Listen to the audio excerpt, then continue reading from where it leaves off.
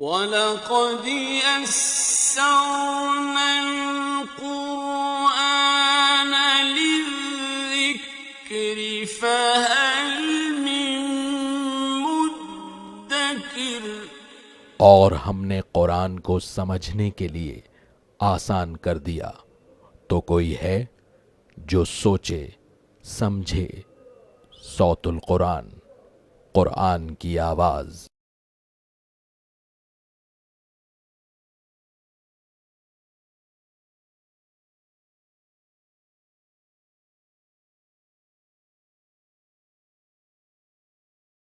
نحمده ونصلي على رسوله الكريم اما بعد فاعوذ بالله من الشيطان الرجيم بسم الله الرحمن الرحيم الف لام را تلك آیات الکتاب وقرآن مبین صدق اللہ العظیم۔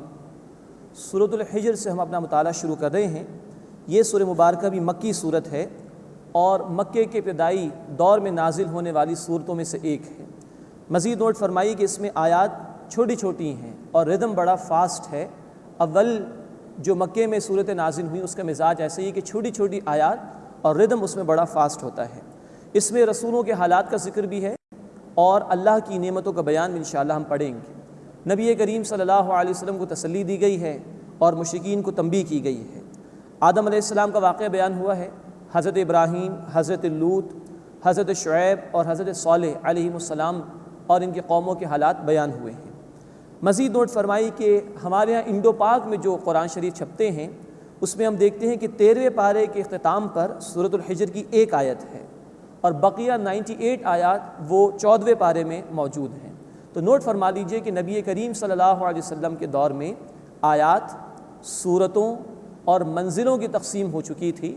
سپاروں کی تقسیم بعد میں کسی دور میں ہوئی ہے۔ مقصد یہ تھا کہ 30 پارے کر دیے جائیں قرآن حکیم کے تاکہ ایک مہینے میں قرآن حکیم کی تلاوت مکمل ہو جائے، لیکن اس مقام پر یہ تقسیم غیر مناسب معلوم ہوتی ہے کہ ایک آیت ایک پارے میں ہے اور بقیہ 98 آیت پوری کی پوری صورت کی وہ دوسرے پارے میں ہیں۔ ہاں، سعودی عرب سے جو مصحف قرآن حکیم کے چھپتے ہیں اس میں خیال رکھا گیا ہے یہ پہلی آیت بھی 14ویں پارے یا 14ویں جز میں شامل کی گئی ہے۔ وہ 14واں جز جو ہے وہ سورۃ الحجر سے ہی شروع ہوتا ہے۔ تو یہ ایک فرق ذہن میں رہنا چاہیے کہ سپاروں کی تقسیم دور نبوی صلی اللہ علیہ وسلم میں نہیں ہوئی بلکہ اس کے بعد ہوئی تھی۔ الف لام را یہ حروف مقطعات میں سے ہیں، اصل معنی اللہ ہی کے علم میں ہے۔ پہلے رکوع میں ہم دیکھیں گے کہ کفار کو تنبیہ کی گئی ہے، مشرکین کی ہٹ دھرمی کا بیان ہے اور قرآن حکیم کی حفاظت کا جو اللہ نے وعدہ فرمایا ہے اس کا ذکر آئے گا۔ تلک آیات الکتاب و قرآن مبین، یہ کتاب کی آیات ہیں اور واضح قرآن کی آیات ہیں۔ ربما یود الذین کفروا لو کانوا مسلمین، کبھی کافر بھی یہ تمنا کریں گے کاش وہ مسلمان ہوتے۔ یعنی ایک وقت آئے گا کہ جب یہ عذاب میں مبتلا کیے جائیں گے، پھر خاص طور پر قیامت کا دن ہوگا جب ہولناکی دیکھیں گے تو تمنا کریں گے کاش ہم بھی مسلمان ہوتے۔ ذرہم یاکلوا ویتمتعوا، اے نبی صلی اللہ علیہ وسلم انہیں چھوڑ دیجئے، وہ کھائیں اور فائدہ اٹھا لیں۔ ویلہہم الامل، اور امید انہیں غفلت میں ڈالے رکھے۔ فسوف یعلمون، بس قریب وہ جان لیں گے۔ وما اہلکنا من قریۃ، اور نہیں ہلاک کیا ہم نے کسی بستی کو، الا ولہا کتاب معلوم، مگر اس کے لیے ایک لکھا وقت مقرر تھا۔ مہلت ختم ہو جاتی تب اللہ کا عذاب آتا ہے۔ ما تسبق من امت اجلہا وما یستاخرون، نہ کوئی امت سبقت کرتی ہے اپنے مقرر وقت سے اور نہ وہ پیچھے رہتے ہیں۔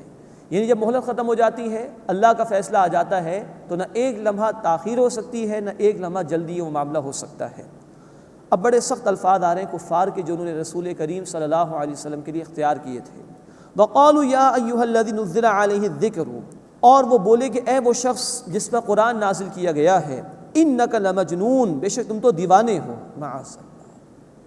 اب غور کیجئے کہ اللہ کے راستے میں مشکلات جب آتی ہیں تو اس کی یہ انتہا بھی ہے کہ اللہ کے بعد سب سے بڑی ہستی رسول کریم صلی اللہ علیہ وسلم اور ان کو مجنون کہا جا رہا ہے۔ اگر ہمارے لیے مشکل آ جائے دین کے راستے میں تو کون سی بڑی بات ہے؟ جب اللہ کے رسول کے ساتھ یہ سب کچھ ہو گیا تو ہماری کیا حیثیت ہے؟ لو ما تأتینا بالملائکۃ ان کنت من الصادقین، تم ہمارے پاس فرشتوں کو کیوں نہیں لے آتے اگر تم سچوں میں سے ہو؟ یہ ہیں جو معجزات کے مطالبات وہ بار بار کیا کرتے تھے۔ اب اللہ تعالیٰ کا تبصرہ ہے، ما ننزل الملائکۃ الا بالحق، ہم نازل نہیں کرتے فرشتوں کو مگر حق کے ساتھ، یعنی بامقصد طور پر۔ وما كانوا اذا منذرین، اور اس کو مہلت نہیں دیے جائیں گے۔ مراد فرشتے کسی کھیل تماشے کے لیے نہیں بھیجے جاتے، جو تو مطالبات کر رہے ہو بار بار۔ فرشتے بھیجے جائیں گے، معاملہ چکا دیا جائے گا، اور کوئی مہلت نہیں بچے گی تمہارے لیے اس کے بعد۔ انا نحن نزلنا الذکر وانا له لحافظون، بے شک ہم نے اس الذکر یعنی قرآن کو نازل کیا ہے اور ہم ہی اس کی حفاظت کرنے والے ہیں۔ یہ ہے جو اللہ تعالیٰ نے وعدہ فرمایا ہے اس قرآن حکیم کی حفاظت کا۔ نوٹ کیجئے، قرآن کو الذکر کہا گیا ہے، اللہ کی یاد، اللہ کی ریمیمبرنس، اس کا اولین اور اہم ترین ذریعہ از خود جو شے ذکر ہے، دی ذکر ہے، وہ قرآن حکیم ہے۔ ہم نے اس الذکر یعنی قرآن کو نازل کیا ہے اور ہم ہی اس کی حفاظت کرنے والے ہیں۔ گزشتہ کتابیں بھی اللہ تعالیٰ ہی نے نازل فرمائی تھی، تورات بھی، زبور بھی، انجیل بھی، وہ انٹرم پیریڈز کے لیے تھی، اسی لیے گزشتہ رسول مخصوص قوموں کی طرف بھیجے جاتے تھے۔ جب انسانیت اس قابل ہو گئی انٹلیکچوئل لیول پر کہ آخری کلام اس کو دے دیا جائے، تو اللہ نے آخری کلام عطا فرما دیا۔ پہلی دوسری کلاس کے بچے کو 10ویں کی کتابیں نہیں پڑھائی جا سکتی، 10ویں کلاس کے طالب علم کو PhD لیول کی کتابیں نہیں پڑھائی جا سکتی، بلکہ وقت پر ہی پڑھائی جاتی ہیں۔ تو جب انسان اپنے انٹلیکچوئل لیول پر اور انٹلیکچوئل ایوولوشن کی اس سطح پر پہنچ گیا کہ اس قابل ہو گیا کہ آخری کلام اس کو دے دیا جائے، تو اللہ نے قرآن بھی عطا فرمایا آخری کلام کے طور پر، اور اس کی حفاظت کا ذمہ بھی لیا، کیونکہ یہ فار ایور کے لیے ہے۔ اللہ کے رسول صلی اللہ علیہ وسلم کی رسالت تمام انسانیت کے لیے۔ سورۃ الاعراف آیت 158، سورہ سبا آیت 28 اور سورۃ الانبیاء آیت نمبر 107، ان تمام آیات میں اللہ نے فرمایا کہ نبی صلی اللہ علیہ وسلم کی رسالت آپ کی رحمت تمام انسانیت کے لیے۔ تو قرآن بھی اب ابد الآباد کے لیے ہدایت نامہ ہے، اس لیے اب کسی نئے رسول کی بھی ضرورت نہیں ہے، کسی نئی کتاب کی بھی ضرورت نہیں ہے۔ یہ آیت مبارکہ بھی گویا ختم نبوت کی دلیل ہے۔ پہلے کتابوں میں تحریف ہو جایا کرتی تھی تو اللہ نئی کتاب عطا کر دیا کرتے تھے، پہلے رسول کسی مخصوص قوم کے لیے ہوا کرتے تھے تو اللہ دوبارہ رسول بھیج دیا کرتے تھے، اب اللہ کے رسول تمام انسانیت کے لیے ہیں۔ دین اللہ نے مکمل فرما دیا۔ سورہ المائدہ آیت نمبر 3، الیوم اکملت لکم دینکم، آج میں نے تمہارے لیے تمہارے دین کو مکمل کر دیا، تو کسی نئی ہدایت کی ضرورت بھی نہیں ہے۔ تو اب یہ ختم نبوت کی دلیل بھی ہے کہ اب کسی رسول کی آمد کی ضرورت نہیں، کوئی کتاب نہیں آئے گی۔ مزید نوٹ فرمائیے، اللہ تعالیٰ نے 4 ذرائع سے قرآن کی حفاظت فرمائی۔ نمبر 1، کتابت کے ذریعے سے۔ خود نبی صلی اللہ علیہ وسلم کے صحابہ میں سے 43 صحابہ تھے جو اللہ کے رسول صلی اللہ علیہ وسلم کی سپرویژن میں قرآن کو لکھا کرتے تھے، اور ابو بکر صدیق رضی اللہ تعالی عنہ کے دور میں ایک کتابی شکل میں یہ جمع بھی ہو گیا تھا، جس شکل میں آج ہمارے پاس سپرویژن اللہ کے رسول صلی اللہ علیہ وسلم کی تھی۔ نمبر 2، یہ قرآن پہنچا حفظ کے ذریعے سے۔ عربوں کو اللہ تعالیٰ نے وہ حافظہ عطا فرمایا کہ پوری دنیا میں کسی کا حافظہ تاریخ میں ایسا نہیں رہا۔ نمبر 3، یہ قرآن پہنچا عمل کے ذریعے سے۔ اللہ کے رسول صلی اللہ علیہ وسلم خود بھی عمل فرماتے، صحابہ بھی عمل فرماتے، عمل کے ذریعے سے ہم تک پہنچا۔ اور نمبر 4 یہ کہ درس و تدریس کے ذریعے سے اللہ کے رسول صحابہ کو سکھاتے تھے، صحابہ اپنے شاگردوں اپنی اولادوں کو سکھاتے تھے، یوں پوری امت میں درس و تدریس کے ذریعے سے بھی قرآن ہم تک پہنچا ہے۔ مزید نوٹ فرمائیے کہ جہاں اللہ تعالیٰ نے قرآن کی حفاظت کا ذمہ لیا ہے، وہیں اللہ تعالیٰ نے اس کے معانی کی ذمہ داری بھی لی ہے۔ سورۃ القیامہ آیت نمبر 19، اللہ تعالیٰ نے فرمایا ثم ان علینا بیانا، اس قرآن کا بیان، اس کی ایکسپلینیشن بھی ہمارے ذمے ہے، جو اللہ کے رسول صلی اللہ علیہ وسلم نے ہمیں عطا فرمائی۔ سورۃ النحل آیت نمبر 44، وَأَنزَلْنَا إِلَيْكَ الذِّكْرَ لِتُبَيِّنَ لِلنَّاسِ مَا نُزِّلَ إِلَيْهِمْ، اے نبی یہ الذکر یعنی قرآن ہم نے آپ پر نازل کیا ہے تاکہ آپ لوگوں کے لیے واضح فرما دیں کہ ان کے لیے کیا نازل کیا گیا ہے۔ قرآن کے بہت سے مقامات ہیں، اگر سنت رسول ہمارے سامنے نہ ہو تو معانی سمجھ میں نہیں آتے۔ تو قرآن کے صرف الفاظ ہی کی ذمہ داری اللہ نے نہیں لی، بلکہ قرآن کے معانی اور مفہوم کی ذمہ داری بھی اللہ تعالیٰ نے لی ہے، جو ہم تک پہنچا ہے رسول کریم صلی اللہ علیہ وسلم کے ذریعے سے۔ اِنَّا نَحْنُ نَزَّلْنَا الذِّكْرَ، بے شک ہم نے اس الذکر یعنی قرآن کو نازل کیا ہے، وَإِنَّا لَهُ لَحَافِظُونَ، اور ہم اس کی حفاظت کرنے والے ہیں۔ یہ مشرکین کو بھی کہا جا رہا ہے کہ تم لاکھ مخالفت کر لو، ہم اس کی حفاظت کی ذمہ داری بھی لیں گے اور اس کے معانی کی ذمہ داری بھی لیں گے۔ اسی قرآن میں آ رہا ہے کہ مشرکین اللہ کے عذاب میں مبتلا کیے جائیں گے، مخالفین ناکام ہوں گے۔ اللہ تعالیٰ یہ فیصلہ فرما چکا ہے اور اس کے ظہور کا وقت بھی قریب آیا چاہتا ہے، تو تمہاری تمام تر مخالفتیں ناکام ہو جائیں گی۔ وَلَقَدْ أَرْسَلْنَا مِن قَبْلِكَ فِي شِيَعِ الْأَوَّلِينَ، اور یقیناً اے نبی صلی اللہ علیہ وسلم ہم نے آپ سے پہلے پچھلی قوموں میں رسول بھیجے. وَمَا يَأْتِيهِم مِّن رَّسُولٍ إِلَّا كَانُوا بِهِ يَسْتَهْزِئُونَ، اور ان کے پاس کوئی رسول نہیں آیا مگر وہ اس سے مذاق کیا کرتے تھے. كَذَلِكَ نَسْلُكُهُ فِي قُلُوبِ الْمُجْرِمِينَ، اسی طرح اس بات کو ہم ڈال دیتے ہیں گناہ گاروں کے دلوں میں. یعنی جنہوں نے ڈھٹائی کا مظاہرہ کیا، رسولوں کی مخالفت کی، ان کو اللہ نے گمراہ ہونے کی توفیق دے دی. اب وہ مخالفت میں ہی پڑے رہیں گے. اسی بات کو اللہ نے ان کے دلوں میں مضبوط فرما دیا ان کی ہٹ دھرمی اور مخالفت کی روش کی وجہ سے. لا یؤمنون بہ وقد خلت سنت الاولین، وہ اس پر یعنی قرآن پر ایمان نہیں لائیں گے اور گزر چکی ہے پہلو کی یہ روش. ولو فتحنا علیہم بابا من السماء، اور اگر ہم ان پر آسمان کو کوئی دروازہ کھول دیں، فولوا فیہ یعرجون، اور وہ اس میں چڑھتے بھی رہیں، اوپر تک پہنچ جائیں، لقالوا انما سکرت ابصارنا، تو وہ ضرور کہیں گے کہ بے شک ہماری نظر بندی کر دی گئی ہے. بل نحن قوم مسحورون، بلکہ ہم تو جادو زدہ لوگ ہیں. مراد یہ کہ ڈھٹائی کی اس قدر انتہا ہے کہ ان کو اگر آسمانوں پر بھی لے جایا جائے تب بھی کہیں گے ہماری نظر بندی ہو گئی، ہم پر جادو کر دیا گیا ہے. یہ ہے ان کی ہٹ درمی جس کو قرآن بیان کر رہا ہے کہ اب مان کر ہی نہیں دیں گے. اس کے بعد اس سورہ مبارکہ کا دوسرا رکوع شروع ہو رہا ہے. اس میں اللہ تعالیٰ نے اپنی نعمتوں کو بیان فرمایا ہے. وَلَقَدْ جَعَلْنَا فِي السَّمَاءِ بُرُوجًا، اور یقیناً ہم نے آسمان میں برج بنائے ہیں. ایک رائے یہ ہے کہ سورج کے مقامات، چاند کی منزلیں، ستاروں کی منزلیں وہ مراد ہیں کہ مختلف منازل ہیں ان سیاروں ستاروں کے حوالے سے جو اللہ نے مقرر فرمائی ہیں. وَزَيَّنَّاهَا لِلنَّاظِرِينَ، اور اسے دیکھنے والوں کے لیے زینت دی ہے. یعنی آسمان کو اللہ نے سجایا ہے ستاروں کے ذریعے سے، خاص طور پر شہری زندگی سے ہٹ کر سبربس کے علاقوں میں اور دیہاتی زندگی میں اگر رات کو انسان آسمان کی طرف نگاہ اٹھا کر دیکھے تو گویا ایک کالی چادر ہے جس پہ خوبصورت نگینے لگے ہوئے ہوتے ہیں، ایسا منظر دکھائی دیتا ہے. وَزَيَّنَّاهَا لِلنَّاظِرِينَ، اور اسے دیکھنے والوں کے لیے ہم نے زینت دی ہے. وَحَفِظْنَاهَا مِن كُلِّ شَيْطَانٍ رَجِيمٍ، اور ہم نے ہر مردود شیطان سے اس کی حفاظت کی ہے. مردود کے معنی جو رد کر دیا گیا ہو، یعنی اللہ کی رحمت سے دور کر دیا گیا ہو. وَحَفِظْنَاهَا مِن كُلِّ شَيْطَانٍ رَجِيمٍ، اور ہم نے ہر مردود شیطان سے اس آسمان کی حفاظت کی ہے. إِلَّا مَنِ اسْتَرَقَ السَّمْعَ فَأَتْبَعَهُ شِهَابٌ مُّبِينٌ، مگر جو چوری کر کے کچھ سن لے تو چمکتا ہوا شعلہ اس کا پیچھا کرتا ہے. یہ اشارہ اس بات کی طرف ہے کہ ستاروں کا ایک مقصد تو قرآن نے یہ بیان کیا کہ ان کے ذریعے سے اللہ تعالیٰ نے آسمان کو مزین کیا. دوسرا یہ کہ اگر شیاطین یعنی جنات وغیرہ میں سے کوئی آسمانی خبروں میں سے کچھ لینا چاہے تو یہ ستارے مارے جاتے ہیں ان کو شعلے بنا کر. بخاری شریف میں اس کی تفصیل موجود بھی ہے. اللہ مختلف فیصلے فرماتے ہیں، فرشتوں کے حوالے کرتے ہیں، تو یہ شیاطین جنات میں سے کچھ اچکنے کی کوشش کرتے ہیں، پھر جا کے مرچ مسالہ لگا کے اپنے کاہنوں کو بتایا کرتے تھے.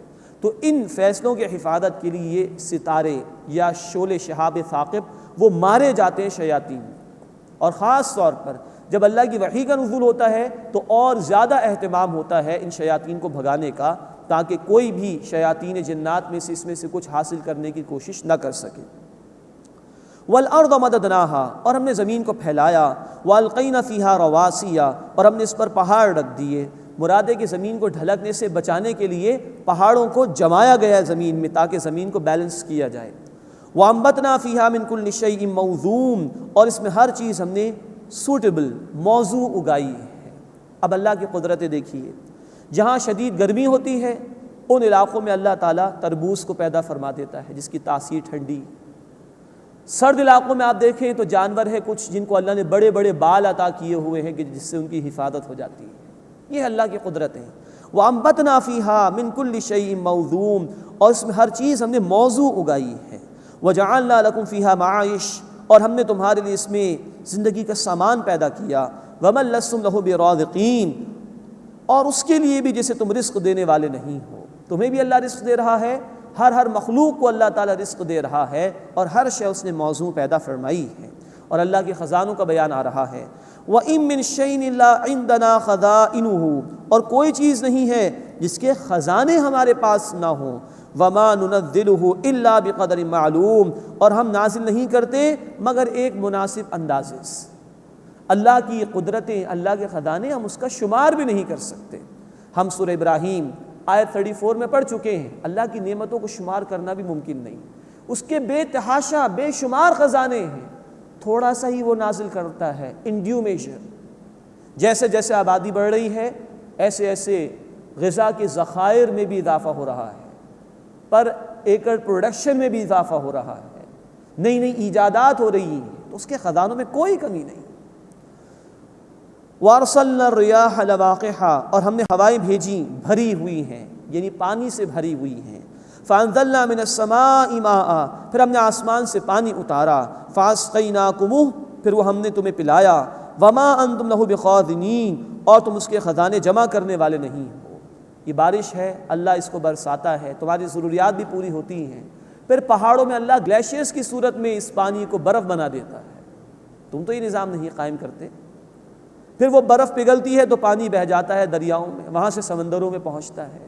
تو یہ سارے خزانے جو اللہ نے پیدا کیے ہیں، تمہارا کوئی اس پہ اختیار نہیں. وَإِنَّا لَنَحْنُ نُحْيِي وَنُمِيتُ وَنَحْنُ الْوَارِثُونَ، اور بے شک ہم ہی زندگی دیتے ہیں اور ہم ہی موت دیتے ہیں اور ہم ہی وارث ہیں، تم سب لوٹ کر ہماری طرف آؤ گے. وَلَقَدْ عَلِمْنَا الْمُسْتَقْدِمِينَ مِنْكُمْ وَلَقَدْ عَلِمْنَا الْمُسْتَأْخِرِينَ، اور یقیناً ہمیں معلوم ہے تم میں سے وہ جو پہلے گزر چکے ہیں اور وہ بھی جو بعد میں آئیں گے. ہر ایک اللہ کے علم میں موجود ہے. وَإِنَّ رَبَّكَ هُوَ يَحْشُرُهُمْ، اور بے شک اے نبی صلی اللہ علیہ وسلم آپ کا رب ان سب کو جمع فرمائے گا. إِنَّهُ حَكِيمٌ عَلِيمٌ، بے شک وہ خوب حکمت والا، خوب علم رکھنے والا ہے. اس کے بعد اب پھر آدم علیہ السلام کا واقعہ آ رہا ہے، اور اسی واقعے میں شیطان کا ذکر بھی آئے گا. وَلَقَدْ خَلَقْنَا الْإِنسَانَ مِنْ صَلْصَالٍ مِّنْ حَمَإٍ مَّسْنُونٍ، اور یقیناً ہم نے انسانوں کو پیدا کیا ایک بچتے ہوئے سیاہ سڑے ہوئے گارے سے. اب یہ تخلیق انسانی کے مراحل کو اللہ تعالیٰ بیان فرما رہے ہیں. نوٹ کیجئے، اللہ تعالیٰ کئی الفاظ انسان کی تخلیق کے مراحل کے حوالے سے استعمال فرماتے ہیں قرآن میں. نمبر 1 تراب، مٹی جب بھیگی ہوئی نہ ہو، خشک ہو تو اس کو تراب کہا جاتا ہے. جب اس مٹی کو بھگا دیا جائے تو اب اس کو طین کہا جاتا ہے. نمبر 3 قرآن نے کہا لازب، یعنی کہ مٹی پڑی رہے، بھیگی ہوئی مٹی، اس میں لیس پیدا ہو جائے تو اس کو لازب کہا جاتا ہے. نمبر 4 جیسے یہاں الفاظ آئے حمائم مسنون، سڑا ہوا، مٹی اس میں لیس تھی اور سڑ جائے وہ کافی عرصے تک تو اب اس میں بو سی بھی آنا شروع ہو جاتی ہے، یہ حمائم مسنون ہے. اور اس کے بعد سلسال، جب مٹی سوکھ گئی ہے تو اس کو اگر ہاتھ میں ہلایا جائے تو بجنے کی سی آواز آتی ہے، یہ بجنے والی مٹی، اس کو سلسال کہا جاتا ہے. اس میں غور و فکر کا بہت پہلو ہے جو اللہ نے تخلیق انسانی کے مراحل بیان کیے ہیں. وَلَقَدْ خَلَقْنَا الْإِنسَانَ مِنْ صَلْصَالٍ مِّنْ حَمَإٍ مَّسْنُونٍ، اور یقیناً ہم نے انسانوں کو پیدا کیا ایک بچتے ہوئے سیاہ سڑے ہوئے گارے سے. وَالْجَانَّ خَلَقْنَاهُ مِنْ قَبْلُ مِنْ نَارِ السَّمُومِ، اور جنات کو اس سے پہلے ہم نے بے دھوئے کی آگ سے پیدا کیا. یعنی آگ کی جو لپٹ ہوتی ہے، اس کا جو شعلہ ہوتا ہے جس میں دھواں نہیں ہوتا، اس سے جنات کو پیدا کیا گیا ہے. اور قرآن کی آیت بتا رہی ہے کہ جنات کی تخلیق انسانوں سے پہلے ہو چکی تھی. وَالْجَانَّ خَلَقْنَاهُ مِنْ قَبْلُ مِنْ نَارِ السَّمُومِ، اور جنات کو اس سے پہلے ہم نے بے دھوئے کی آگ سے پیدا کیا، یعنی آگ کے شعلے اور اس کی لپٹ سے. وَإِذْ قَالَ رَبُّكَ لِلْمَلَائِكَةِ، اور یاد کیجئے نبی صلی اللہ علیہ وسلم جب آپ کے رب نے فرشتوں سے کہا انی خالق بشرا من صلصال من حمأ مسنون، کہ بے شک میں انسان کو بنانے والا ہوں ایک بجتے ہوئے سیاہ سڑے ہوئے گارے سے. فَإِذَا سَوَّيْتُهُ، پس جب میں اسے درست کر لوں، وَنَفَخْتُ فِيهِ مِن رُوحِي، اور اس میں اپنی روح میں سے پھونک دوں، فَقَعُوا لَهُ سَاجِدِينَ، تو اس کے لیے سجدے میں گر جانا. اب نوٹ کیجئے، انسان نرا حیوان نہیں، جیسے کہ ڈارون کی تھیوری اور مغربی فلسفوں سے یہ بات انفر کرنے کی کوشش کی گئی. انسان میں اللہ کی روح میں سے بھی کچھ پھونکا گیا ہے. یہی بات ہم مزید پڑھیں گے انشاءاللہ سورہ صاد آیت نمبر 72 میں بھی، کہ اللہ کی روح میں سے اس انسان میں روح پھونکی گئی ہے، اور اسی کی بنیاد پر انسان کی فضیلت ہے، اور اسی کی بنیاد پر اللہ تعالیٰ نے فرشتوں کو سجدہ کرنے کا حکم دیا آدم علیہ السلام کو، یعنی انسان کو. فَإِذَا سَوَّيْتُهُ وَنَفَخْتُ فِيهِ مِن رُوحِي فَقَعُوا لَهُ سَاجِدِينَ، پھر جب میں اسے درست کر لوں اور اس میں اپنی روح میں سے کچھ پھونک دوں تو اس کے لیے سجدے میں گر جانا. فَسَجَدَ الْمَلَائِكَةُ كُلُّهُمْ أَجْمَعُونَ، بہت تاکیدی اسلوب ہے یہاں قرآن میں. پس سجدہ کیا تمام کے تمام فرشتوں نے، سب کے سب نے. الا ابلیس، سوائے ابلیس کی، ابا، اس نے انکار کیا، ان یکون مع ساجدین، کہ وہ سجدہ کرنے والوں کے ساتھ ہو جائے۔ اب نوٹ فرمائیے کہ یہاں محسوس ہوتا ہے کہ شیطان فرشتوں میں سے تھا، یہ بات درست نہیں ہے۔ ابلیس اس کا نام ہے، جس کے معنی مایوس ہو جانے کی۔ تو یہ ابلیس جو تھا، شیطان، یہ فرشتوں میں سے نہیں تھا۔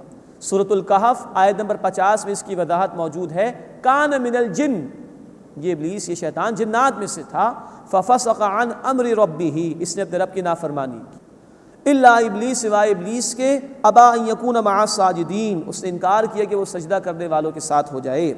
قال یا ابلیس، اللہ نے فرمایا کہ اے ابلیس، ما لک الا تکون مع الساجدین، تجھے کیا ہوا کہ تو سجدہ کرنے والوں کے ساتھ نہ ہوا؟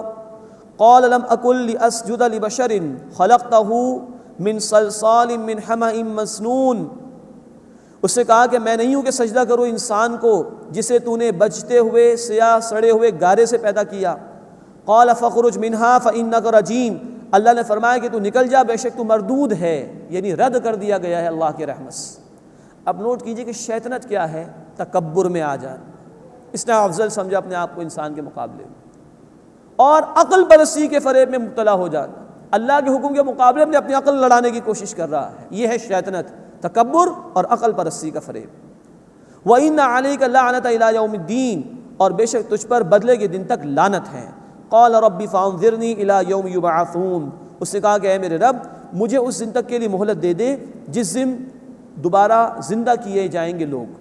قَالَ فَإِنَّكَ مِنَ الْمُنذَرِينَ، اللہ نے فرمایا کہ بے شک تو مہلت دیے جانے والوں میں سے ہے۔ إِلَىٰ يَوْمِ الْوَقْتِ الْمَعْلُومِ، اس دن تک کے لیے جس کا وقت معلوم ہے۔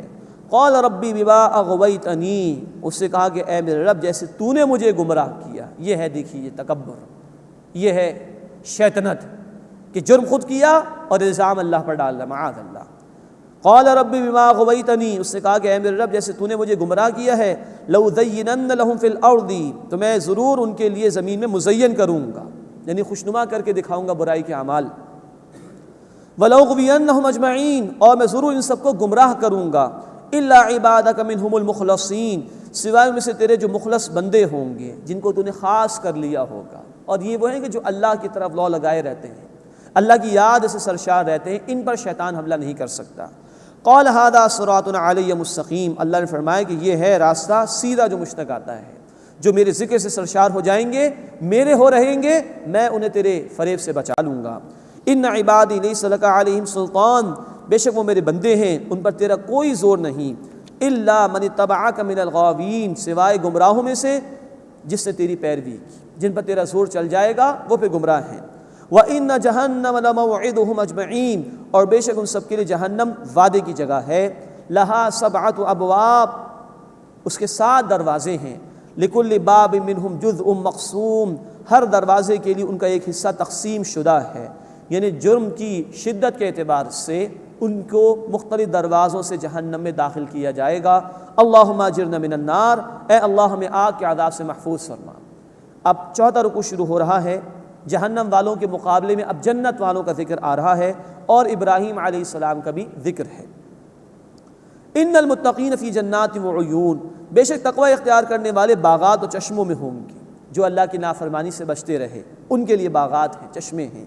ادخلوها بسلام آمنین، تم ان میں سلامتی کے ساتھ، امن کے ساتھ داخل ہو جاؤ۔ ونزعنا ما فی صدورہم من غل اخوانا، اور ہم ان کے سینوں سے نکال لیں گے کوئی خفگی، کوئی رنجش اگر ہوگی، بھائی بھائی بن کر رہیں گے وہ۔ علی سرر متقابلین، تختوں پر آمنے سامنے بیٹھے ہوں گے۔ مراد ہے کہ اہل ایمان میں انسان ہوتے ہیں، کوئی باہمی رنجش اگر ہوگی، کوئی ناراضگی اگر ہوگی، اللہ وہ نکال دے گا اور پھر جنت میں ان کو داخل فرمائے گا۔ ایک تفسیر مفسرین نے یہ بھی بیان کی ہے کہ جنت میں مختلف درجات ہوں گے اہل ایمان کے، کوئی اوپر درجے پر ہوگا، کوئی ذرا نیچے ہوگا، تو ایسا نہیں ہوگا وہاں پر کہ کوئی حسد پیدا ہو جائے گا، اس قسم کی کوئی بات وہاں پر نہیں ہوگی، بھائی بھائی بن کر رہیں گے۔ علی سرر متقابلین، تختوں پر آمنے سامنے بیٹھے ہوں گے۔ یہ اشارہ ہے کہ جنت میں کوئی مشقت اور محنت نہیں، محنت یہاں کر لو تھوڑے سے عرصے کے لیے، دنیا میں ہمیشہ کے لیے اللہ آرام عطا فرمائے گا۔ لا یمسہم فیہا نصب، اس میں نہ انہیں کوئی تکلیف چھوئے گی، وما ہم منہا بمخرجین، اور نہ وہ اس سے نکالے جائیں گے۔ اللہم انا نسألک الجنہ، اے اللہ ہم تجھ سے جنت کا سوال کرتے ہیں۔ نبی عبادی انی انا الغفور الرحیم، اے میرے نبی صلی اللہ علیہ وسلم میرے بندوں کو بتا دیجئے کہ بے شک میں بہت بخشنے والا مسلسل رحم فرمانے والا ہوں، وَأَنَّ عَذَابِي هُوَ الْعَذَابُ الْأَلِيمُ، اور یہ کہ میرا عذاب دردناک عذاب ہے۔ یہ دونوں شانیں اللہ کی ہمارے سامنے رہنی چاہیے، وہ بخشنے والا بھی ہے، رحم کرنے والا بھی ہے، اس کی رحمت سے امید ہونی چاہیے، لیکن وہ دردناک عذاب دینے والا بھی ہے، اس کے عذاب کا خوف بھی ہونا چاہیے۔ یہ ہے ایک متوازن رویہ ایک بندہ مومن کا، کہ اللہ کی رحمت سے امید بھی ہو اور اللہ کے عذاب کا خوف بھی ہونا چاہیے۔ اگر رحمت کی امید ہی امید ہو جائے تو انسان بے عملی کا شکار ہو سکتا ہے، اور عذاب کا خوف ہی خوف مسلط ہو جائے تو اصلاح کا امکان نہیں رہے گا۔ تو رحمت کی امید بھی ہو اور عذاب کا خوف بھی ہونا چاہیے۔ اس کے بعد ابراہیم علیہ السلام کا واقعہ بیان ہو رہا ہے، اس کا ذکر ہم پہلے بھی پڑھ چکے ہیں، سورہ ہود آیت نمبر 69 سے لے کے آیت نمبر 74 تک۔ وَنَبِّئْهُمْ عَنْ ضَيْفِ إِبْرَاهِيمَ، اور انہیں ابراہیم علیہ السلام کے مہمانوں کا حال سنائیے۔ اِذْ دَخَلُوا عَلَيْهِ فَقَالُوا سَلَامًا، جب وہ ان کے پاس آئے تو انہوں نے کہا سلام۔ قَالَ إِنَّا مِنْكُمْ وَجِلُونَ، تو انہوں نے فرمایا کہ ہمیں تم سے ڈر لگتا ہے۔ ابراہیم علیہ السلام کو کچھ خوف سا محسوس ہوا، اور وہ خوف اس بات کا تھا کہ محسوس کر گئے تھے کہ فرشتے آ رہے ہیں، کسی قوم کے ساتھ کوئی عذاب کا معاملہ ہونے والا ہے۔ قالوا لا توجل، انہوں نے کہا آپ ڈریے مت، انا نبشرک بغلام علیم، بے شک ہم آپ کو ایک علم رکھنے والے لڑکے کی خوشخبری دیتے ہیں، یعنی اسحاق علیہ السلام کی خوشخبری حضرت سارہ سلام علیہا کے حوالے سے۔ قال ابشرتمونی علی مسنی الکبر فبما تبشرون، ابراہیم علیہ السلام نے کہا کیا تم مجھے اس حال میں خوشخبری دیتے ہو کہ مجھے بڑھاپا پہنچ چکا ہے، تو کس بات کی خوشخبری دیتے ہو، یہ کیسے ہو جائے گا؟ قالوا بشرناک بالحق، وہ بولے ہم آپ کو خوشخبری دیتے ہیں حق کے ساتھ، ٹھیک فلا تکن من القانطین، تو آپ مایوس ہو جانے والوں میں سے مت ہو جائیے۔ قال ومن یقنط من رحمت ربہ الا الضالون، ابراہیم علیہ السلام نے فرمایا کہ اپنے رب کی رحمت سے کون مایوس ہوگا سوائے گمراہ لوگوں کے۔ نوٹ فرمائیے کہ ہمارے دین میں علماء نے لکھا ہے اللہ کی رحمت سے مایوس ہو جانا کفر ہے۔ یہاں فرمایا کہ اللہ کی رحمت سے گمراہ لوگ ہی مایوس ہوتے ہیں، اور ہم پڑھ چکے ہیں سورہ یوسف آیت نمبر 87 میں کہ اللہ کی رحمت سے وہی لوگ مایوس ہوتے ہیں جو کفر کرتے ہیں۔ تو اللہ کی رحمت کی امید رکھنا یہ فرض اور لازم ہے، اور اللہ کی رحمت سے مایوس ہو جانا یہ کفر اور گمراہی ہے۔ قال فما خطبکم ایھا المرسلون، انہوں نے فرمایا کہ اے فرشتوں بس تمہاری مہم کیا ہے، تم کہاں بھیجے گئے ہو؟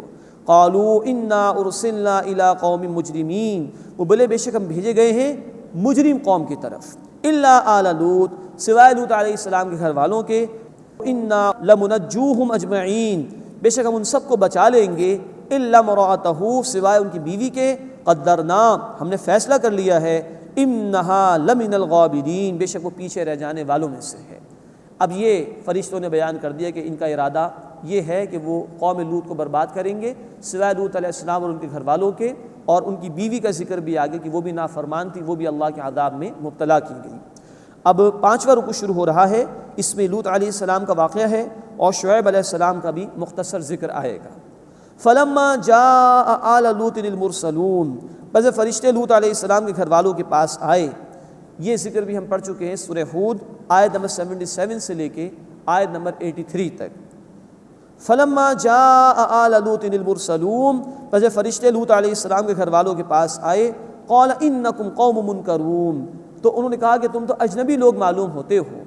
قالوا بل جئناک بما كانوا فیہ یمترون، انہوں نے کہا کہ ہم اس کے ساتھ آئے ہیں جس میں وہ شک کرتے ہیں، واتیناک بالحق، اور ہم آپ کے پاس آئے ہیں حق کے ساتھ، ٹھیک طور پر، بامقصد طور پر، وإنا لصادقون، اور بے شک ہم سچے ہیں، فاسر باہلک بقطع من اللیل، بس اپنے گھر والوں کو رات کے ایک حصے میں لے جائیے، واتبع ادبارہم، اور خود ان کے پیچھے پیچھے چلیے، ولا یلتفت منکم احد، اور تم میں سے کوئی ایک بھی پیچھے مڑ کر نہ دیکھے، وامدو، اور چلو، حیث تؤمرون، جیسے تمہیں حکم دیا گیا ہے، وقضینا الیہ ذلک الامر، اور ہم نے ان کی طرف اس بات کا فیصلہ بھیج دیا، ان دابر ہؤلاء مقطوع مصبحین، کہ صبح ہوتے ہی لوگوں کی جڑ کاٹ دی جائے گی۔ یہ عذاب کا فیصلہ بتا دیا گیا لوط علیہ السلام کو بھی کہ یہ قوم اب برباد کی جائے گی۔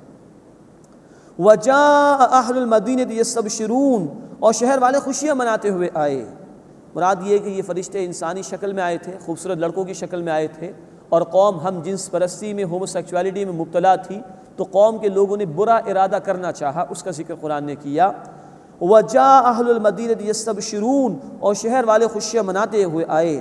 قَالَ إِنَّ هَؤُلَاءِ ضَيْفِي فَلَا تَفْضَحُونِ، لوط علیہ السلام نے فرمایا کہ یہ میرے مہمان ہیں، بس مجھے رسوا نہ کرو۔ وَاتَّقُوا اللَّهَ، اور اللہ کا تقوی اختیار کرو، ڈرو اللہ کی نافرمانی سے۔ وَلَا تُخْزُونِ، اور مجھے بے آبرو نہ کرو۔ قَالُوا أَوَلَمْ نَنْهَكَ عَنِ الْعَالَمِينَ، وہ بولے کہ ہم نے تمہیں تمام جہان والوں کی حمایت سے منع نہیں کیا۔ اب یہ ہے ڈھٹائی، جب مجرمین کو، گناہ گاروں کو روکا جاتا ہے، منع کیا جاتا ہے برائی سے، تو وہ کہتے ہیں کیا تم خدائی فوجدار ہو؟ تم نے ٹھیکہ لے رکھا ہے ہمیں بچانے کا، اور کیا تم سب کو برائی سے روکو گے؟ پورے جہان والوں کے ٹھیکے دار ہو؟ یہ ایٹیٹیوڈ ہوتا ہے ہمیشہ مجرمین کا، مخالفین کا۔ ان واقعات کو پڑھتے ہوئے یاد رکھنا چاہیے، قرآن ابد الآباد کے لیے ہدایت ہے، ہر دور کے انسان کے لیے ہدایت ہے۔ یہ واقعات محض قصے کے طور پر بیان نہیں ہوئے، یہ کردار ہیں جو ہر دور میں ہمارے سامنے آتے ہیں۔ جب بھی لوگ دین کی دعوت لے کے اٹھیں گے، اس طرح کے لوگ ہمارے سامنے آئیں گے کہ کیا تم خدائی فوجدار ہو؟ تم نے ٹھیکہ لے رکھا ہے ہمیں برائی سے بچانے کا؟ تو یہ حق اور باطل کی کشمکش ہر دور میں سامنے آتی ہے۔ قالوا اولم ننهك عن العالمین، وہ بولے کیا ہم نے تمہیں تمام جہان والوں کی حمایت سے منع نہیں کیا؟ قال هؤلاء بناتی ان کنتم فاعلین، لوط علیہ السلام نے فرمایا کہ یہ میری بیٹیاں ہیں، مراد قوم کی بیٹیاں، اس لیے کہ نبی علیہ الصلوۃ والسلام اپنی قوم کے لیے باپ کی حیثیت میں ہوتے ہیں۔ تو یہ قوم کی جو لڑکیاں ہیں، یہ بیٹیاں ہیں، یہ عورتیں ہیں، ان سے اپنا تعلق قائم کرو، جو فطری طریقہ اللہ نے عطا فرمایا اس کے ذریعے سے اپنی خواہش کی تکمیل کرو۔ یہ کیا تم فطرت کے خلاف بغاوت کر رہے ہو؟ نوٹ کیجئے کہ یہ صدیوں برس پہلے کے واقعات ہیں جو قرآن بیان کر رہا ہے۔ آج کے دور میں لوگ سمجھتے ہیں کہ ہم بہت سویلائزڈ ہو گئے ہیں، ڈیولپ کنٹریز ہیں ہماری، ٹیکنالوجی کی انتہا پر پہنچے ہوئے، لیکن آج وہی سوسائٹیز جن کو سو کالڈ سویلائزڈ سوسائٹیز کہا جاتا ہے، جن کو ترقی یافتہ قومیں کہا جاتا ہے، جنہوں نے اللہ کی تعلیم سے منہ پھیر لیا ہے، آج وہ قومیں اس برائی میں، اس گندگی میں مبتلا ہیں۔ بڑے بڑے ممالک، امریکہ، کینیڈا، انگلینڈ، بیلجیم، ہالینڈ، سب کے سب نے قانون کے تحت پاس کر دیا ہے، ہومو سیکچولیٹی کو جائز قرار دے دیا ہے، مرد کی مرد سے شادی جائز، عورت کی عورت سے شادی جائز۔ یہ ہے انتہا جس پر انسان پہنچتا ہے جب وہ اللہ کی تعلیمات کو فراموش کرتا ہے۔ کہنے کو ترقی یافتہ قومیں، لیکن گراوٹ کی انتہا یہ ہے کہ یہ ہم جنس پرستی کا معاملہ اختیار کیا، قانون کا سہارا اس کو دے دیا، اور یہ وہ عمل ہے کہ جانوروں میں بھی معلوم حد تک ثابت نہیں ہو سکا۔ تو بیان صدیوں برس پرانا ہے، لیکن ویلڈ آج کے دور کے لیے بھی ہے۔ قرآن ہمیں کہتا ہے سورۃ الانبیاء آیت نمبر 10 میں، لَقَدْ أَنزَلْنَا إِلَيْكُمْ كِتَابًا فِيهِ ذِكْرُكُمْ أَفَلَا تَعْقِلُونَ، یقیناً ہم نے تمہاری طرف ایک کتاب نازل کی ہے جس میں تمہارا اپنا ذکر موجود ہے۔ یونیورسل میسج ہے قرآن۔ آج ہم گلوبل لیول پر زندگی بسر کر رہے ہیں تو گلوبل گائیڈنس ہمارے پاس موجود ہے۔ اللہ کھول کھول کر بتا رہا ہے کہ کیا کیا گمراہیاں گزشتہ قوموں میں پیدا ہوئیں اور جو تم میں بھی پیدا ہوئی۔ تو داستان قوم لوط کی ہے، اور بیان گویا آج کی ان قوموں کا ہے کہ جو اس گراوٹ میں مبتلا ہو چکی ہیں۔ قَالَ هَؤُلَاءِ بَنَاتِي إِن كُنتُمْ فَاعِلِينَ، لوط علیہ السلام نے فرمایا میری قوم کی بیٹیاں ہیں، اگر تمہیں کچھ کرنا ہے تو ان سے تعلق قائم کرو، نکاح کرو، جو فطری طریقہ اللہ نے عطا فرمایا اس بندھن میں بن جاؤ، اور اپنی بیویوں کے ذریعے سے اپنی خواہش کی تکمیل کرو۔ لَعَمْرُكَ إِنَّهُمْ لَفِي سَكْرَتِهِمْ يَعْمَهُونَ، اے نبی صلی اللہ علیہ وسلم آپ کی جان کی قسم یہ لوگ بے شک اپنے نشے میں مدہوش تھے۔ اب یہ مقام ہے جہاں اللہ نے اپنے حبیب صلی اللہ علیہ وسلم کی جان کی قسم کھائی۔ ابن عباس رضی اللہ تعالیٰ عنہ فرماتے ہیں کہ اللہ نے آپ صلی اللہ علیہ وسلم سے بڑھ کر کوئی مکرم ہستی پیدا نہیں فرمائی، اور ابن عباس رضی اللہ تعالیٰ عنہ فرماتے کہ میرے علم میں نہیں ہے کہ اللہ نے آپ صلی اللہ علیہ وسلم کے علاوہ بھی کسی کی قسم کھائی ہو اور اس کی جان کی قسم کھائی ہو۔ یہ اعزاز اللہ کے رسول صلی اللہ علیہ وسلم کا۔ لعمرک، اے نبی صلی اللہ علیہ وسلم آپ کی جان کی قسم، انہم لفی سکرتہم یعمہون، یہ لوگ بے شک اپنے نشے میں مدہوش تھے۔ فَأَخَذَتْهُمُ الصَّيْحَةُ مُشْرِقِينَ، بس انہیں سورج نکلتے ہی چنگھاڑ نے آ لیا.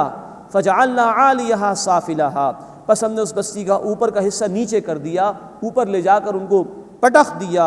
وَأَمْطَرْنَا عَلَيْهِمْ حِجَارَةً مِّن سِجِّيلٍ، اور ہم نے ان پر پکی ہوئی مٹی کے کنکر برسائے، پتھر برسائے. إِنَّ فِي ذَلِكَ لَآيَاتٍ لِّلْمُتَوَسِّمِينَ، بے شک اس میں غور و فکر کرنے والوں کے لیے نشانیاں ہیں. متوسمین ان لوگوں کو کہا جاتا ہے کہ جو قرائن کو دیکھ کر حقیقت سمجھ لیں، غور و فکر کرنے والے. جامع ترمذی کی حدیث ہے، اللہ کے رسول صلی اللہ علیہ وسلم نے فرمایا مومن کی فراست سے بچو، وہ اللہ کے نور سے دیکھتا ہے. پھر آپ صلی اللہ علیہ وسلم نے یہ آیت تلاوت فرمائی. نوٹ فرمائیے، اللہ والوں کا لوگ مذاق اڑاتے ہیں، جو لوگ دین کا کام کرتے ہیں ان کے راستے میں رکاوٹ پیدا کرتے ہیں.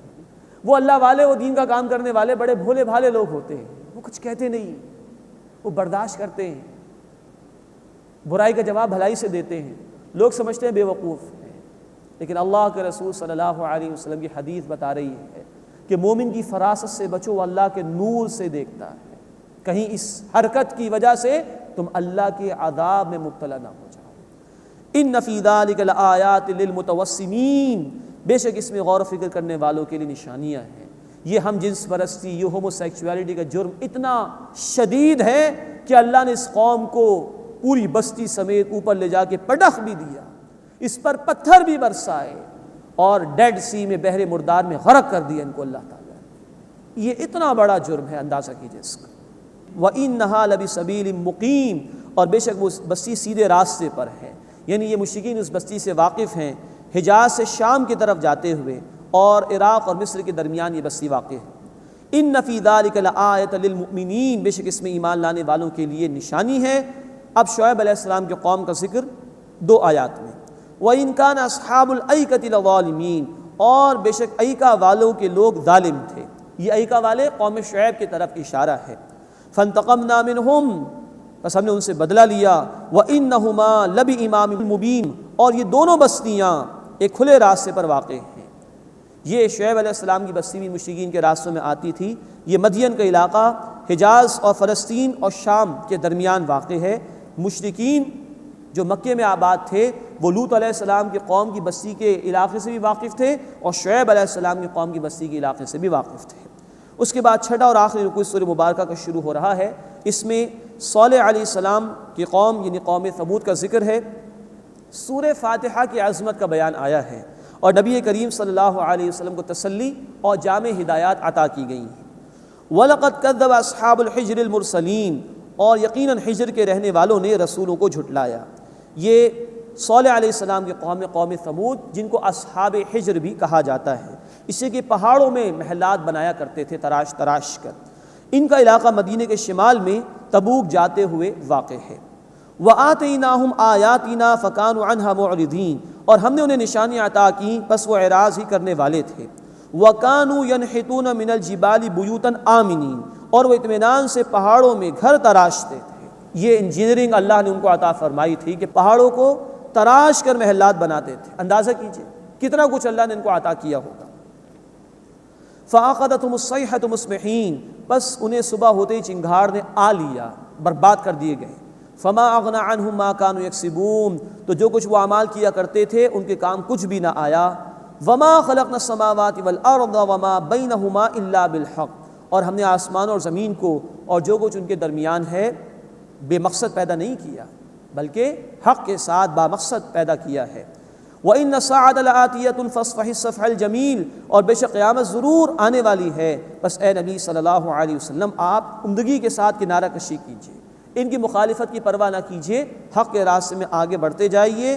ان ربک هو الخلاق العلیم، بے شک آپ کا رب ہی پیدا فرمانے والا، علم رکھنے والا ہے.